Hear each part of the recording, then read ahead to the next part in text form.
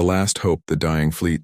The bridge of the Coalition flagship Eternal Vigilance trembled as another plasma volley struck its weakening shields. Commander Zephyra gripped the edge of her command console, her blue-scaled hands leaving marks on the metal surface. Through the viewport, she watched another transport vessel explode in a brilliant flash of orange and white.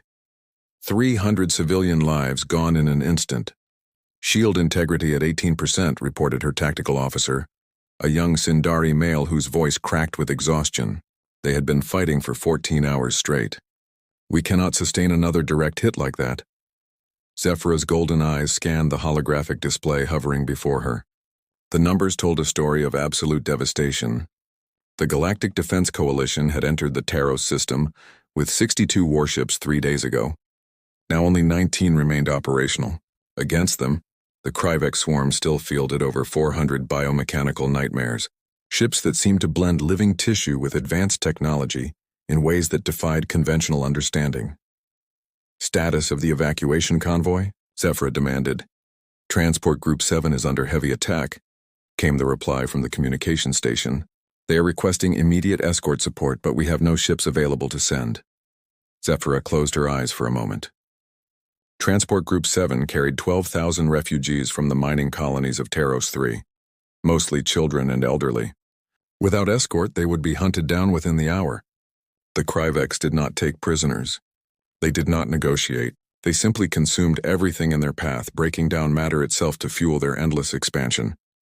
Redirect the Steadfast Defender and the Morning Light, Zephyra ordered.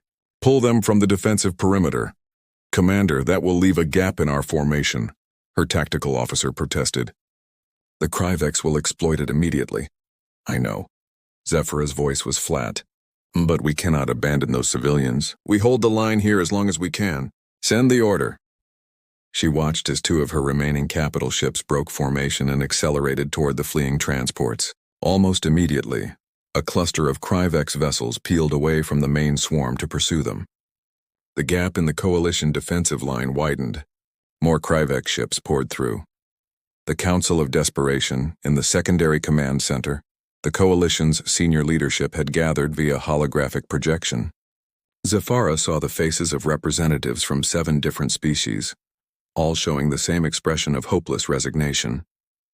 General Thorvax of the Kelthran stood with his forearms crossed, his rocky exterior showing cracks from stress. Ambassador Selena of the Aqueous drifted in her suspended water sphere, her normally vibrant colors faded to dull gray. We must face reality, Thorvax said, his voice like grinding stone. We have lost this battle. We have lost this system. We should order full retreat while we still can. Retreat to where? Demanded Counselor Vex, a bird-like avari whose feathers were puffed in agitation. The Kryveks will follow. They always follow. We have seen this pattern in 17 systems already. They do not stop until everything is consumed. Then what do you suggest? Thorvax shot back. We stay and die. Our ships are falling apart. Our weapons barely scratch their hulls. Their regeneration technology repairs damage faster than we can inflict it. Zephyra interrupted. There is one option we have not considered. On race, we have not asked for assistance. The holographic chamber fell silent. Every representative turned to look at her. You cannot mean the humans, Selena said slowly, her translator converting her subsonic vibrations into words. They are newcomers. Barely 70 years since first contact. They lack sophisticated energy weapons. They still rely on projectile technology and chemical reactions. Primitive, Thorvax agreed.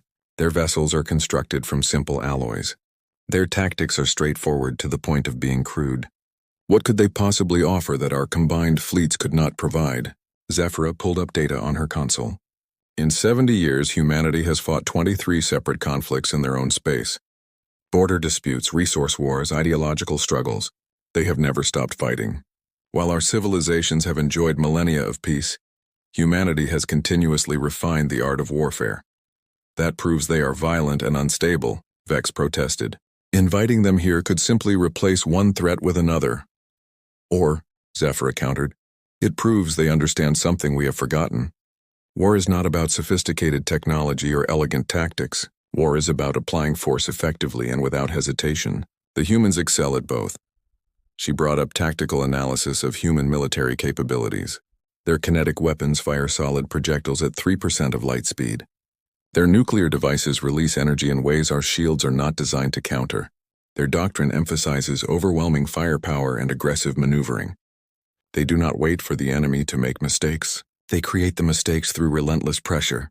This is madness, Thorvak said. We would be asking barbarians to save us from monsters. We would be asking warriors to save us from predators, Zephyra corrected. And under the Treaty of Galactic Cooperation, they are obligated to respond if we invoke the Mutual Defense Clause. We signed that treaty, so did Earth.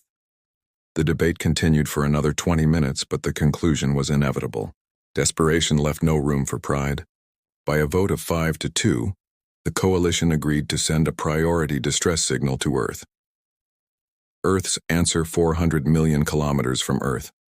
Aboard the UESS Resolution, Admiral Marcus Webb stood in the holographic command center reviewing the incoming message for the third time. Around him, dozens of officers worked at their stations, the quiet efficiency of Earth's space navy evident in every movement.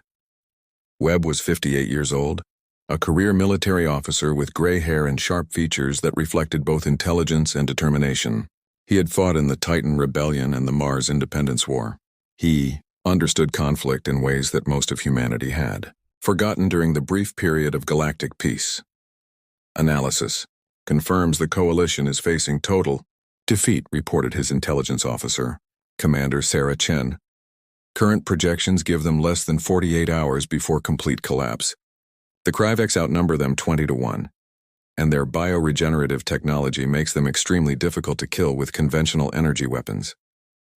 What do we know about Kryvex tactics? Webb asked. They use swarm formations, overwhelming defenders through sheer numbers. Their ships are heavily armored and can repair battle damage in real time.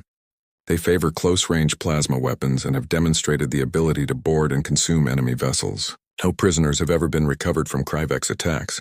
Webb nodded slowly. And the coalition expects us to help with what? Prayers and good wishes? Chen allowed herself a small smile. Sir, I believe they are underestimating us. Intelligence intercepts suggest they view our technology as primitive. They do not understand that different does not mean inferior. No, they do not.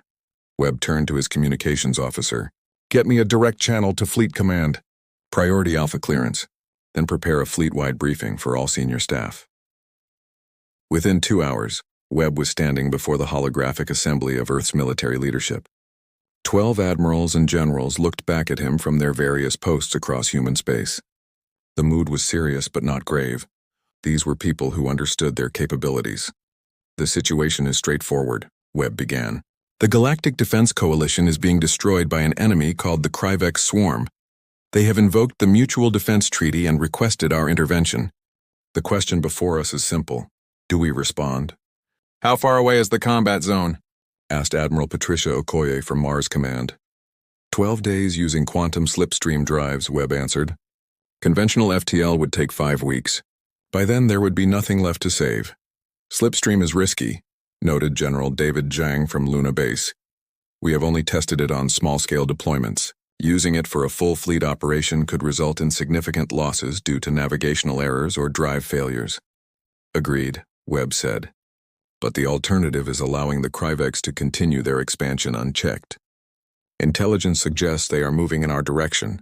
We can fight them now with allies or fight them later alone. What assets do we have available? Asked Admiral Okoye. Webb pulled up the deployment roster. 307 capital ships, 419 cruisers and destroyers, 194 support vessels. Total fleet strength of 920 ships with full crews and combat loads.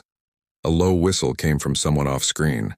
It was an impressive force, larger than anything humanity had ever assembled.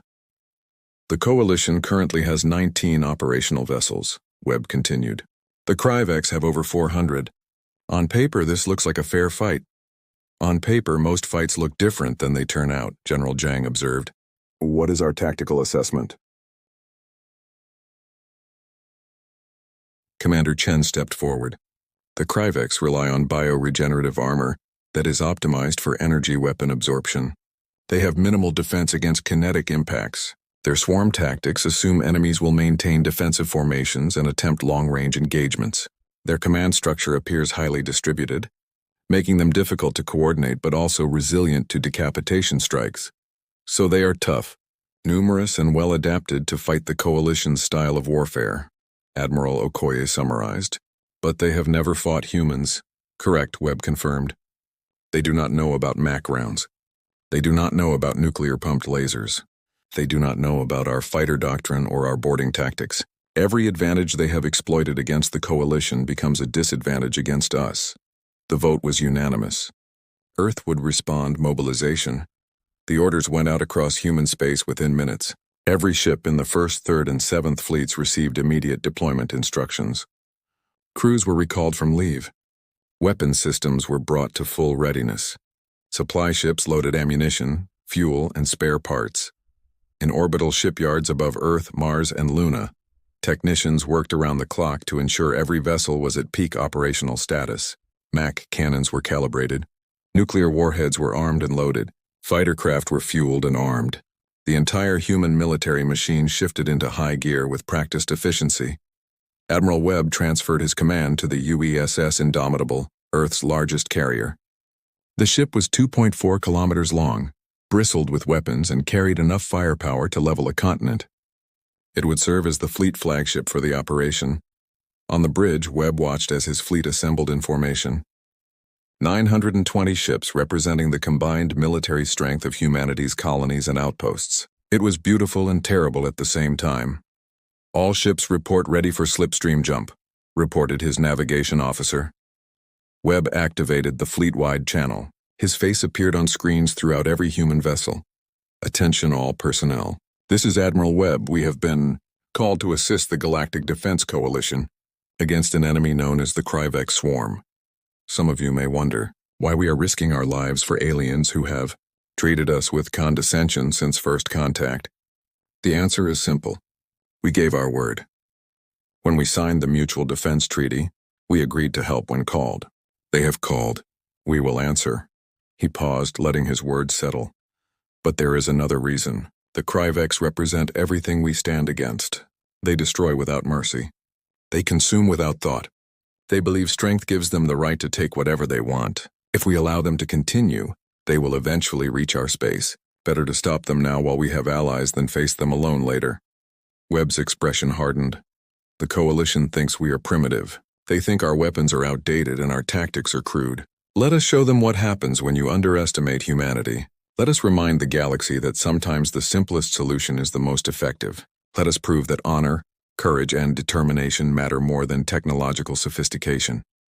He took a breath. All ships, prepare for quantum slipstream jump. Navigation plot course for the Taros system. Engineering, bring slipstream drives to full power. We have friends who need help, and we have an enemy that needs to learn a very important lesson. Webb looked at his command crew, seeing determination reflected in every face.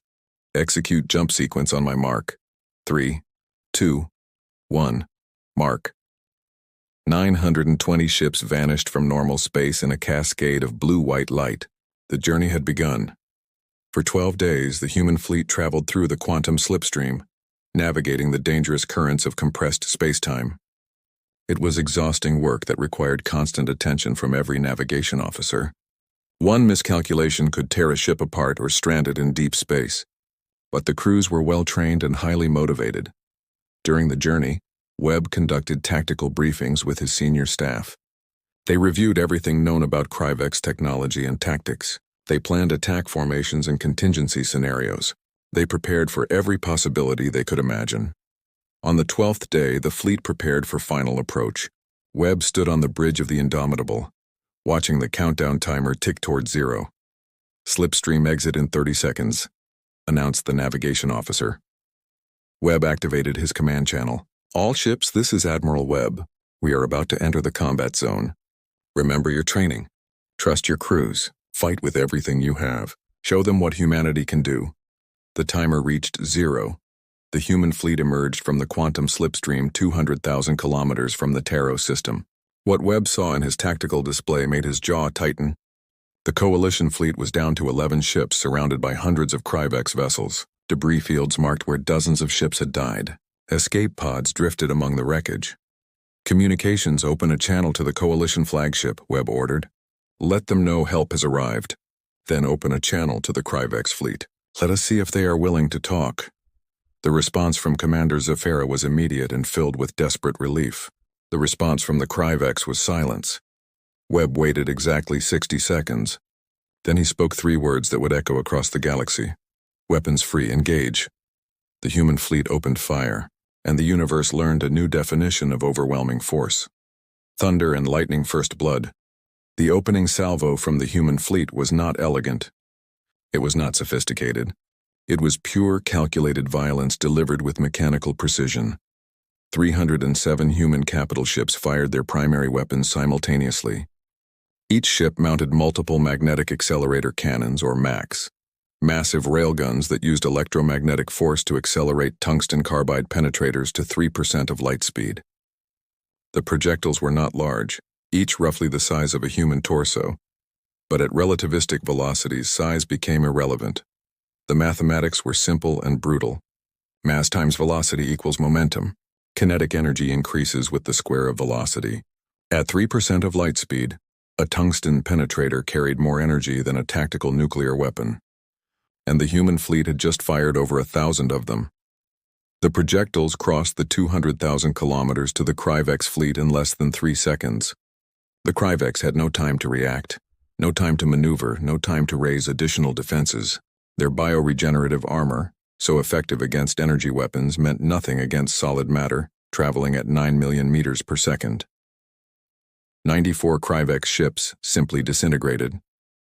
The impacts released energy equivalent to multiple nuclear detonations, vaporizing hull sections, superstructuring and crew in microseconds.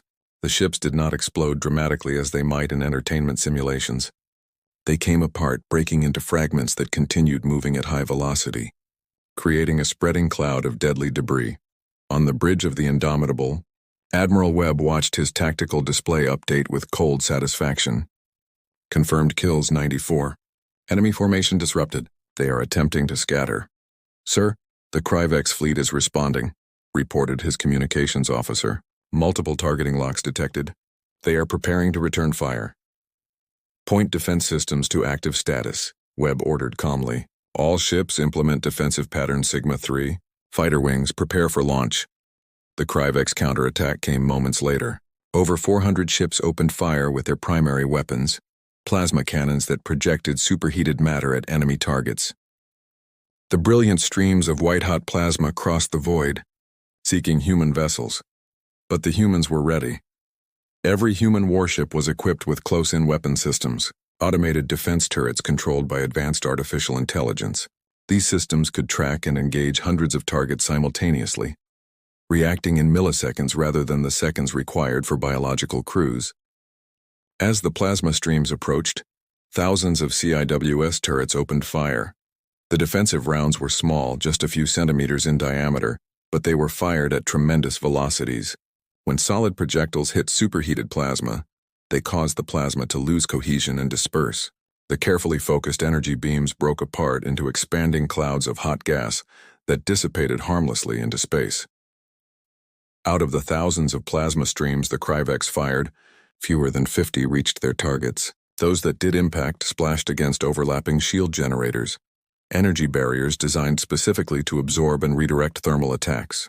The human shields flickered and dimmed but held. Commander Zafira watched from the bridge of the Eternal Vigilance in stunned disbelief. They just shrugged off a full fleet salvo. How is that possible?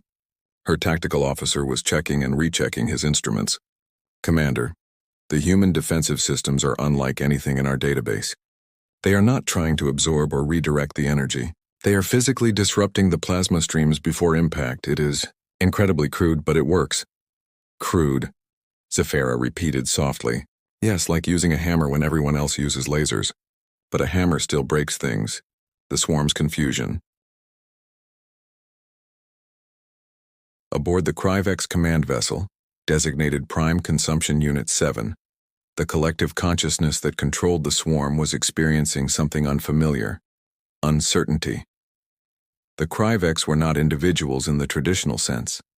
Each ship contained thousands of biomechanical entities linked into a distributed intelligence network. They thought collectively, decided collectively, and acted collectively.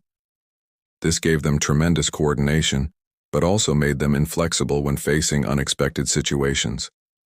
The humans were unexpected. The Kryvex had fought the coalition forces for weeks. They understood coalition tactics, weapons, and defensive systems. Coalition ships used energy weapons that the bioregenerative armor could absorb and heal from.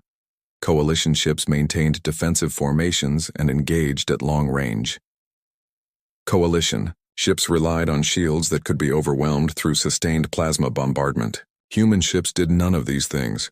The Kryvex attempted to analyze the human attack pattern: solid projectiles at relativistic velocities, defensive systems that physically intercepted incoming fire rather than using energy barriers, ship formations that seemed random but maintained overlapping fields of fire. It did not match any known combat doctrine. The collective consciousness issued new directives: adapt, overwhelm, consume. The Kryvex swarm began to reorganize. Instead of maintaining their loose formation, they contracted into a tight cluster, bringing their superior numbers to bear. Over 300 ships accelerated toward the human fleet at maximum velocity. The Kryvex doctrine was simple: close to point-blank range where defensive systems would be overwhelmed, then board and consume the enemy vessels. It was a tactic that had worked against every opponent they had ever faced. Admiral Webb watched the Kryvex formation shift and smiled grimly. They are doing exactly what we predicted. They assume close range favors them because our point defense will be saturated. Commander Chen nodded. They do not understand that we want them to close. At this range, our secondary weapons become effective. All ships prepare missile launch, Webb ordered. Pattern Echo 9. Launch on my mark. Across the human fleet, missile tubes opened. What emerged was not a handful of precision-guided weapons. It was a storm. 4,000 missiles streaked out from human ships, their fusion drives pushing them to incredible acceleration. These were not conventional explosive warheads. They were nuclear-pumped X-ray lasers, a technology that the Coalition had abandoned centuries ago as too primitive and dangerous. Each missile contained a small nuclear device surrounded by metal rods. When the device detonated, the explosion would vaporize the metal and channel the resulting X-rays through the rods, creating dozens of focused laser beams more powerful than any conventional weapon. For a fraction of a second, each missile became a multi-directional laser platform. Then it was gone, consumed by its own detonation. The missiles reached the Kryvex formation and detonated in a carefully choreographed pattern. 4,000 nuclear explosions blossomed across the void, each one releasing focused beams of X-ray radiation in multiple directions. The beams sliced through Kryvex bioarmor like it did not exist, penetrating deep into ship structures and flash-boiling internal systems. 147 Kryvex ships died in the nuclear firestorm.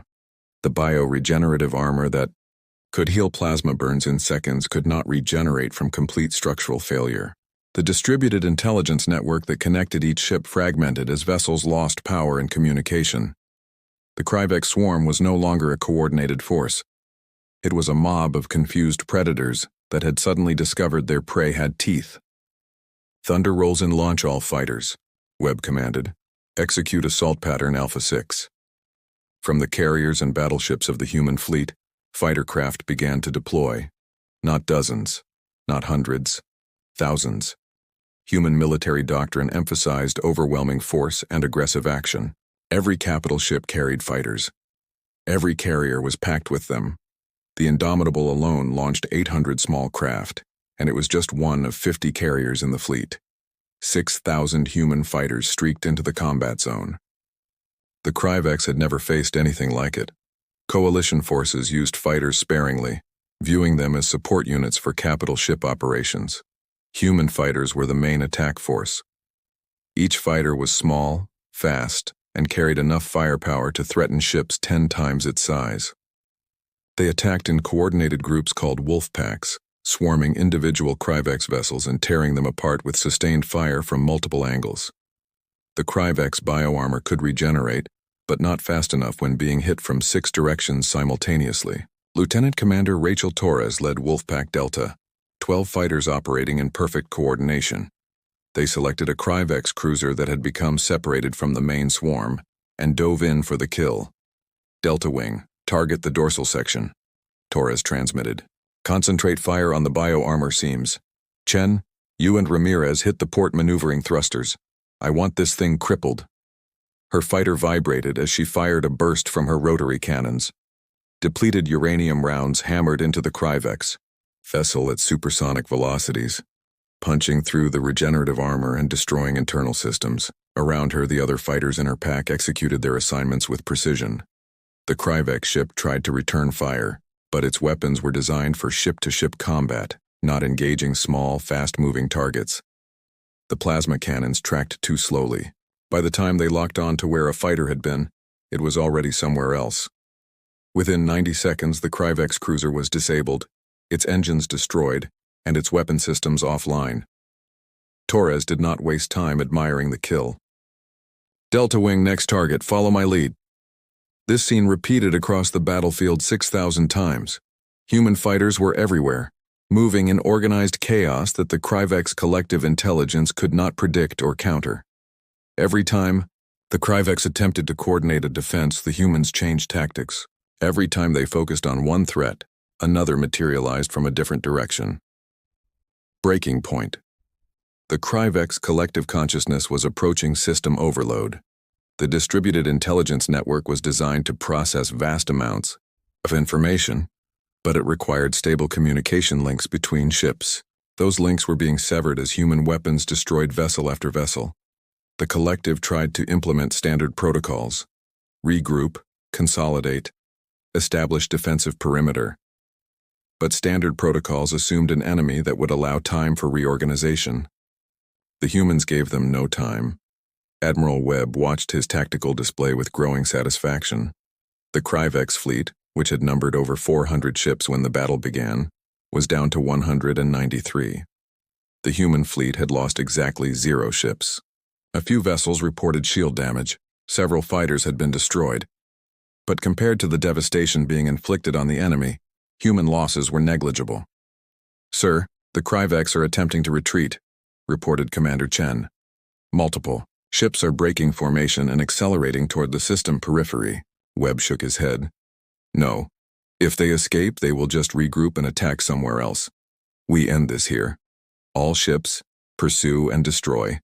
I want every single Kryvex vessel eliminated." The human fleet surged forward.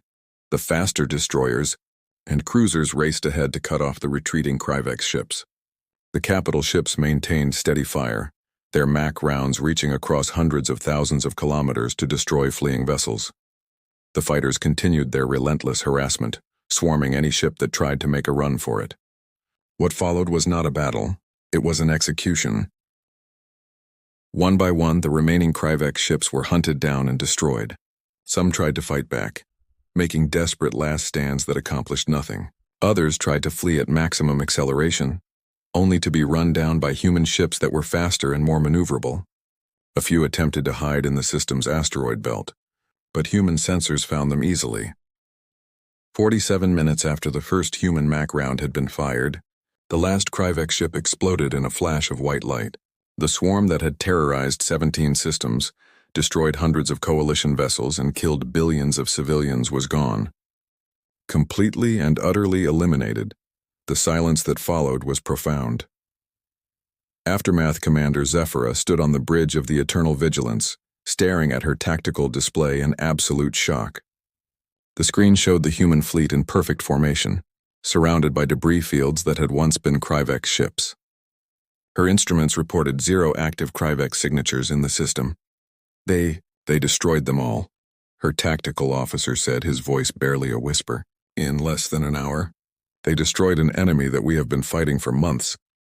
Zephyra's communication console chimed. An incoming transmission from the human flagship. She accepted it with trembling hands. Admiral Webb's face appeared on her screen. He looked calm, almost casual, as if he had just completed a routine training exercise rather than the most one-sided military victory in recent galactic history. "Commander Zephyra, this is Admiral Marcus Webb of the United Earth Space Service. The Kryvex threat to this system has been neutralized. Do your forces require assistance with search and rescue operations?" Zephyra struggled to find words. "Admiral Webb, Your forces just accomplished what seemed impossible. How? Webb's expression became serious.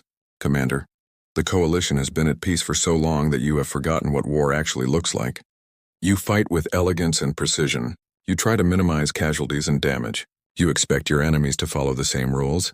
He leaned forward slightly. Humanity never stopped fighting. We never forgot that war is not about sophisticated tactics or advanced technology. War is about applying maximum force to achieve objectives. The Kryvex were optimized to fight enemies like you.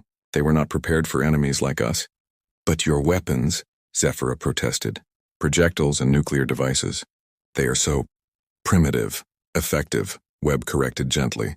They are effective. A tungsten penetrator at 3% of light speed does not care about sophisticated armor.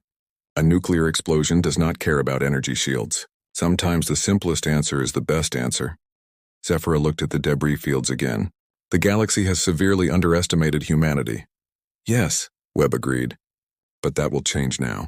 We are sending recovery ships to assist with rescue operations. Once your wounded are stable and your ships are secure, we should discuss long-term defense strategies.